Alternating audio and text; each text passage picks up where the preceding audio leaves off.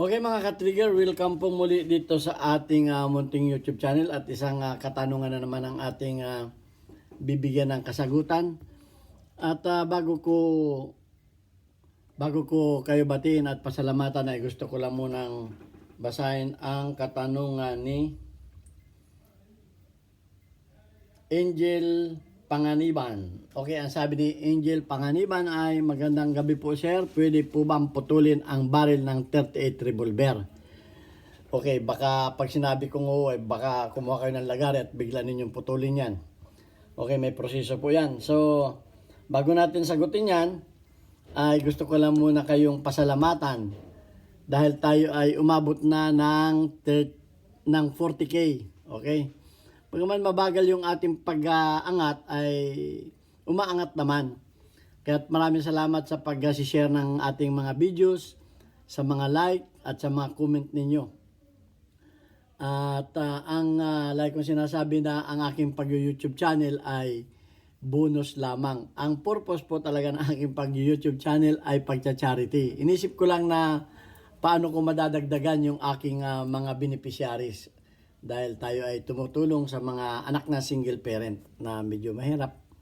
Alam mo yung mga bata, pag walang baon, ayaw pumasok. So, binibigyan natin ng pambaon. At maraming salamat doon sa mga hindi nag-skip ng ads sapagkat nakakatulong din po kayo.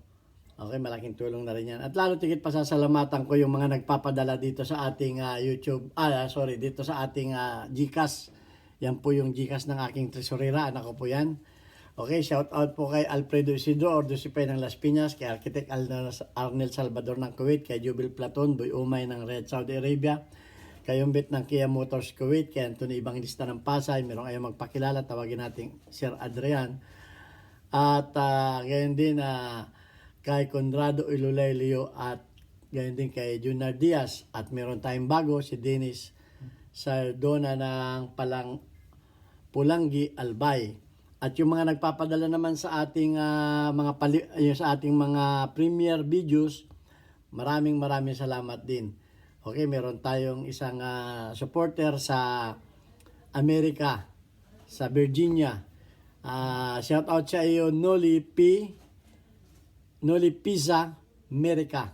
Ayan, maraming salamat sa iyong pagpapalipad o pagpapakulay sa ating premier videos. Okay, so nasa Amerika siya, dollar yan. Kaya malaking may tutulong yan. Hindi naman tayo tumitingin sa laki ng halaga. Kahit magkano yan, kung marami tayong matutulungan. Ngayon din salamat din kay Jubil Platon, kay Boy Umay na nasa Riyadh, Saudi Arabia. Yan naman ay Saudi Real yan. Okay, kahit yan ay piso, ano man ang halaga niyan, tayo naman ay nagtutulong-tulong, malaki po yan ang magiging matutulungan yan. So ayan, at doon sa mga gusto pang makatulong, ayan po yung ating GCash number. Yan po ang aking tresurera, ano ko po yan. So puntahan na natin yung katanungan ni Angel Panganiban. Okay, may dalawang klase ng pagpuputol ng mayroong nagpuputol dito sa dulo at may nagpuputol dito sa puno. Sasabihin ko lang, bakit nagpuputol sa puno? Pag nasira na yung chamber, kamukha nito. Dati mahaba to Mahaba to, tatlong putol na yata ito. Ayan Ayan, pinutulan yan. Dahil nasira na, kung puputulan pa yan, magiging snub nose na talaga ito. At pag pinutol pa yan, ito ay, siyempre mag-a-adjust ka papunta dito. Ito, i-adjust mo ito dito. Kasi nga, yung kanyang extractor ay diyan pumapasok. So, may nagpuputol din dito. Okay, ito naman ay ginagawa sa lathe machine. Siyempre, pag pinutol mo yan, mag-a-adjust ka ng thread. Dito ka mag-a-adjust ng thread. Magiging hanggang dito na yan. So, ito mag-adjust ka rin dito. Yun, ganun ang pagpuputol niya. Ginagawa. Okay, kung ang tinatanong mo ay yung pagpuputol dito. Yung pagpuputol dito. Okay, may nagpuputol niyan na kamukha nitong ganito. Pag pinutol mo yan, huwag mong paabutin dito. Huwag mong paabutin dito. Pwede hanggang dito. putulin mo para itong extractor niya ay may ano pa, may space pa. Okay, so yan. Baka pag sinabi kong pwedeng putulan yan, baka kumuha kayo ng lagari, bigla ninyo lagariin yung mga ano ninyo. Pag ginamit ninyo yan, sigurado ako, pag pinutol ninyo ng lagari yan, hindi yan tatama ng precision kung saan pupunta ang bala niyan. Bakit? Yan ang tanong, bakit? Kasi ang mga dulo po ng barrel ay may tinatawag natin na crown. Yan, may mga ganyan yan, ang mga dulo ng barrel. Hindi man yan basta pinutol na ganyan, pak, tapos na. Okay?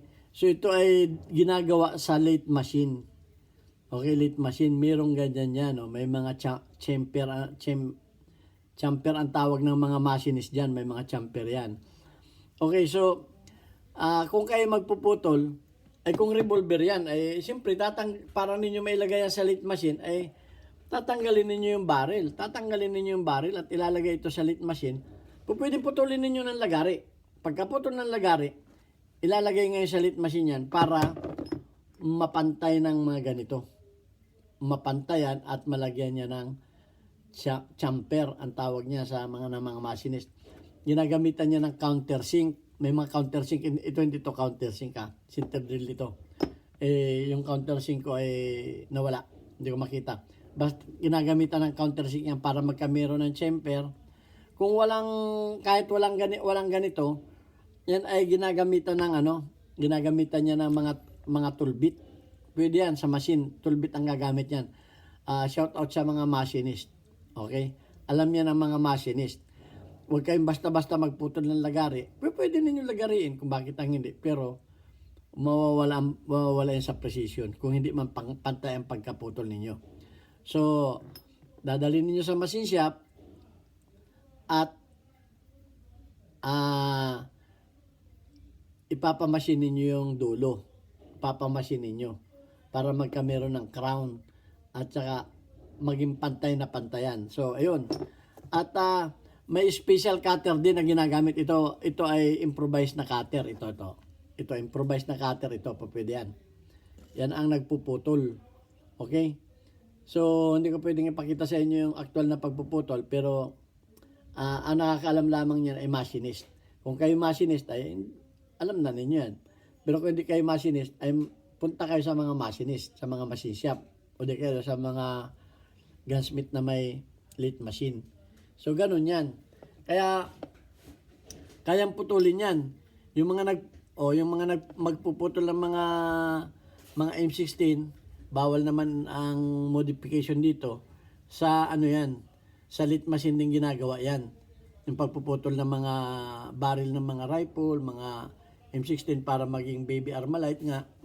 Yan. Ay sa machine din pinuputol yan. At ang pagputol yan, di basta putol yan. Tinitingnan yan yung isang turn ng groove, doon ang putol.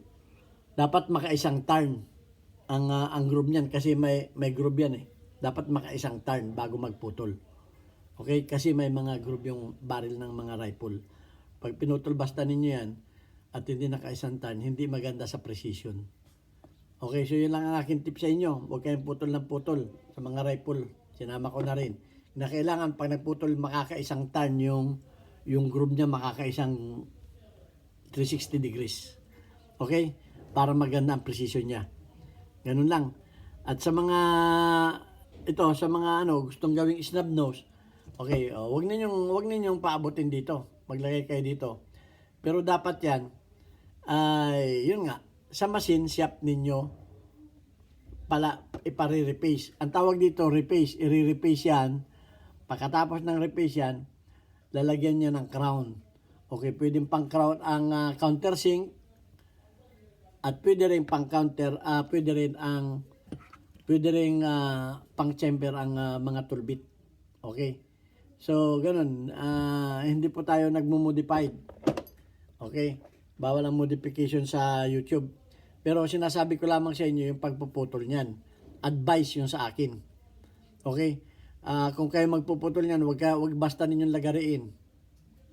Pwede ninyong lagariin pero ipamasin ninyo. Pagkaputol ninyo, palagyan ninyo ng crown, ipa-repace ninyo yung dulo ng barrel at palagyan ninyo ng crown. Okay? Kaya nga iniingatan itong mga baril itong mga dulo ng baril na ito na huwag itong matatamaan ng mga matitigas na ano, dahil pag nasira yung crown yan, yung bala niyan ay mawawala na sa center, once na masira na itong crown na to. So yan ang iniingatan. Kaya nga yung mga rifle hindi man basta-basta tinututok yan sa mga bato-bato sa mga matitigas. Iniingatan yan. Lalo yung mga ano, kaya nga yung iba may mga plus sider na nakalagay, kalimitan sa mga rifle may mga plus sider, may mga nakalagay doon na mga compensator para protection din yun. Okay, at yun lang masasabi ko. Pwedeng putulan. Bakit hindi ka mo putulan? May mga snub nose nga 2 inches lang ang haba ng ng baril Pwede Okay. Yun ang masasabi ko sa inyo na pwedeng putulan. Basta dadalhin ninyo sa machine shop para ma-replace at malagyan ng crown. Yun lang. Dapat din natin sagutin yung mga ganyan tanong. Kasi importante din yan. Kasi baka meron sa inyo putol ng putol. Lagari lang yan. Baka pumunta kayo sa mga gunsmith. Papuputulan ko itong baril ko. Yung mga gunsmith naman. Lagari na lang lagari. Kaya mapapansin ninyo, pag bumili ka, ito pang isang pag bumili kayo ng mga paltek at hindi maganda ang pagka machine. Okay, kung basta inano lang yan, kinikil-kikil lang yan, magduda na kayo, paltik yan. Yung mga hindi pinadaan sa makina. Okay, yung mga dulo ng baril na makikita pa ninyo yan, basta ito yung pinakintab lang sa liha, pero hindi naman pantay. Tapos yung crown pa, malapad yung chamfer dito, yung chamfer dito sa kabila, mas malapad doon sa kabila. Mas makiti doon sa kabila. Dapat yan pantay na pantay ang pagka-chamfer niyan. Ito yung yung may chamfer yan. May chamfer sa loob yan, yung tinatawag na crown. Yan. Lahat ng barrel, kahit pa yung mga revolver, meron din yan, kita ninyo, kita ninyo yon, chamber na yon. Chamber ang tawag ng mga basinis diyan. Meron yan. Okay, walang katalas-talas yan. Para yung bala niyan paglabas ay maganda ang kasi pagka hindi mapantayan, ay di siyempre hindi rin maganda ang pagka-precision ng yung takbo ng bala. Yun lang ang masasabi ko. At kaunting kaalaman lang yan. Pwedeng putulan, pero yun nga, dalhin ninyo sa machine shop para maayos yung dulo. Importante po kasi yun. Importante yun sa mga baril para maganda ang precision. Tatama kayo dun sa takbo ng bala. Yung trajectory ay maganda. Hindi ang bala, hindi kung saan pumupunta. Okay, yan, at babasahin ko lamang yung ating weekly spotlight. Dito, community spotlight, weekly highlights of your most engaged audience members, including your top commenters. Okay, si Son Angelo ay 75. Si Chocolate Boy ay 13. Si Alfredo Isidro ay nananatiling 100 plus. Top commenters natin si Alfredo Isidro. Walang pinalalampas yan na napapansin ko yan. Walang pinalalampas yan na video natin. Si Black Dog ay 4. Europe Rocket Black.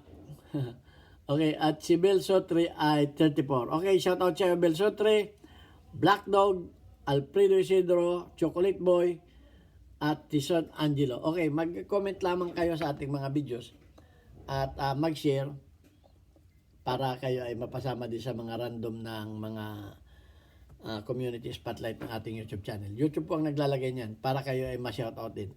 Okay, maraming salamat sa inyo at sana paki-share at like ng ating mga videos. Thank you very much. God bless us all.